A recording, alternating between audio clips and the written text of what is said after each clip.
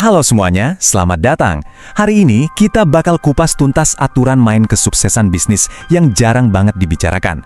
Dan sumber kita kali ini bukan main-main, yaitu Simon Squibb. Orang ini udah ngebangun 19 perusahaan dan investasi di 78 startup loh. Jadi, apa yang bakal kita dengar hari ini dijamin bakal mengubah cara kita mikir soal bisnis. Siap? Yuk, kita mulai. Oke, kita langsung mulai dan boom! Dengerin deh kata-kata Simon Squibb ini. Ini benar-benar kayak menampar semua teori bisnis yang mungkin pernah kita pelajari di buku, ya kan? Nah, ini kan jadi pertanyaan besar. Kalau bukan soal nyari celah di pasar, terus apa dong rahasianya? Tenang, dalam beberapa menit ke depan kita bakal bongkar bareng-bareng prinsip-prinsip yang, jujur aja, agak di luar nalar, tapi justru itu kuncinya. Oke, aturan pertama, dan ini penting banget. Kata Simon, lupakan soal cari ide bisnis yang brilian. Fondasi bisnis yang benar-benar kuat itu bukan ide, tapi obsesi. Ya, obsesi pribadi yang mendalam. Kita kan sering banget dengar ya, cari celah pasar, idenya harus original, harus jadi yang pertama. Nah, menurut Simon, itu semua mitos. Wahyu yang sebenarnya adalah, ikuti passion kamu, jadi terobsesi, dan yang paling penting, kamu harus peduli lebih dari siapapun. Contoh nyatanya, agensinya Simon sendiri, Fluid. Bayangin, dia bisa ngalahin 500 pesaing. Bukan karena idenya paling beda, tapi karena dia benar-benar terobsesi sama dunia marketing. Terus mulainya gimana? Gampang kok, cuma 2 langkah. Pertama, coba deh tulis apa sih yang benar-benar kamu suka lakuin. Sesuatu yang kamu rela kerjain bahkan sebagai hobi. Udah? Oke, langkah kedua, habiskan waktu kamu buat jadi jago banget di hal itu. Fokusnya ke kekuatan, bukan benerin kelemahan. Ini agak kebalik ya sama yang diajarin di sekolah, yang nyuruh kita perbaiki nilai jelek, ya kan? Oke, lanjut ke aturan nomor 2. Ini juga krusial banget. Ingat ya, sukses yang beneran itu maraton, bukan sprint 100 meter. Jadi, apa sih maksudnya menunda kepuasan? Gampangnya gini, ini adalah seni untuk rela nggak dapat hasil instan sekarang demi sesuatu yang jauh lebih besar nanti. Kata Simon, ini tuh senjata rahasia buat bangun bisnis yang awet dan susah banget ditiru sama orang lain. Contohnya beneran ada dan gila banget. Simon pernah loh ngerjain proyek buat klien pertamanya gratis. Tujuannya cuma satu, dapat loyalitas. Dan hasilnya kontrak selama 16 tahun. Gila kan? Kita juga bisa lihat raksasa kayak Facebook atau YouTube.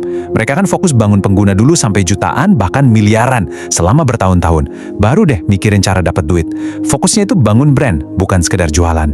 Nah, sekarang kita masuk ke aturan yang mungkin paling aneh, paling kontraintuitif. Siap?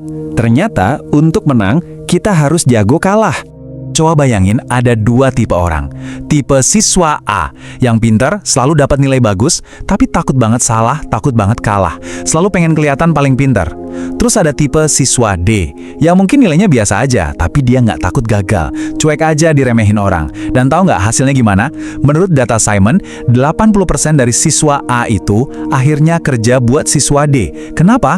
Simple, karena siswa D berani ambil risiko. Dan ini bukan cuma teori, dengerin deh pengakuan Simon sendiri. Dia bilang, saya jamin, kalau saya nggak rugi 1 juta pound dari bisnis komik, saya nggak bakal jadi kaya dan sukses kayak sekarang. Wow. Dia bilang, dia perlu belajar caranya gagal.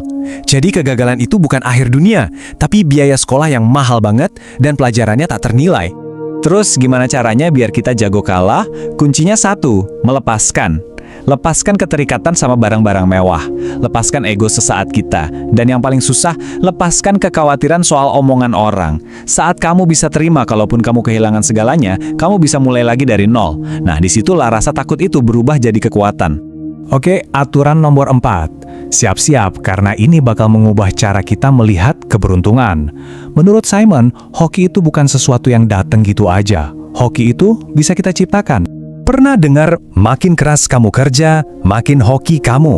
Kata Simon, itu bohong. Sebuah kebohongan yang sengaja dibuat biar kita kerja keras. Dia bilang, kalau itu benar, semua perawat di negara ini udah jadi miliuner. Jelek banget kan? Jadi kalau bukan kerja keras, terus apa dong pemicu utamanya? Nah, ini dia resepnya dari Simon. Ada 3 langkah buat nge-hack keberuntungan. 1. Gigih. Tetap bertahan saat yang lain udah nyerah. Karena kamu punya passion. 2. Tahu tujuanmu, jelas banget mau kemana arahnya. Dan yang ketiga, ini dia kuncinya, ambil risiko. Ingat ya, risiko, bukan cuma kerja keras. Itulah katalisator kesuksesan yang sebenarnya. Bicara soal gigih, ini ada data menarik. Salesperson yang hebat itu biasanya follow up klien sampai 5 kali. Tapi yang 1% terbaik, mereka bisa follow up dengan sopan selama bertahun-tahun. Simon sendiri ngaku pernah ngejar satu klien, dihubungin tiap bulan selama 9 tahun, cuma buat dapat satu bisnis. Itu baru namanya gigih. Oke, kita udah bahas 4 aturan. Terus, apa benang merah dari semua ini? Yuk kita sambungin semua titiknya. Jadi, formulanya tuh gini. Passion ngasih kamu energi buat jadi gigih, menunda kepuasan ngasih kamu kesabaran buat main jangka panjang, dan jago kalah itu ngilangin rasa takut buat ambil risiko. Lihat kan, semuanya saling nyambung, ini bukan cuma aturan, ini udah jadi filosofi hidup. Dan ini dia, inti dari semua inti. Rahasia terbesarnya adalah belajar menerima kalau kamu bisa kehilangan segalanya, dan itu nggak apa-apa. Kamu harus rela mempertaruhkan semuanya. Saat kamu udah bisa nerima skenario terburuk, kamu justru bebas untuk meraih yang terbaik. Sebagai penutup, ada satu kalimat paradoks yang keren banget dari Simon. Bangunlah bisnis yang nggak pernah pengen kamu jual. Kenapa? Karena justru bisnis seperti itulah yang semua orang pengen beli. Jadi fokusnya bukan ke exit strategy, tapi ke cinta pada apa yang kamu bangun.